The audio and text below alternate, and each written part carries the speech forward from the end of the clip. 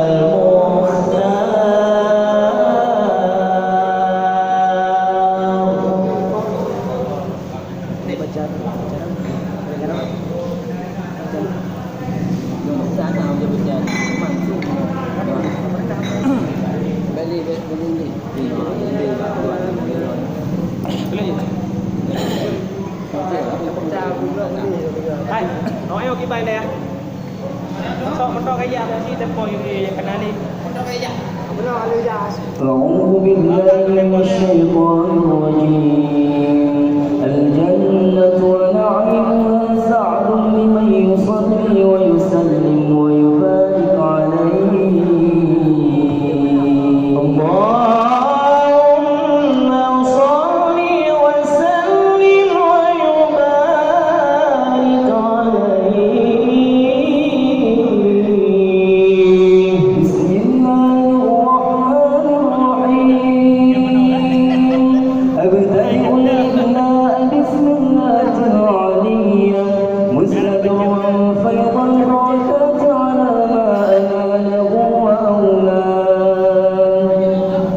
وأثني بحمد موالده سائغة يمية ممتطئا من الشكر الجميل مطاياه.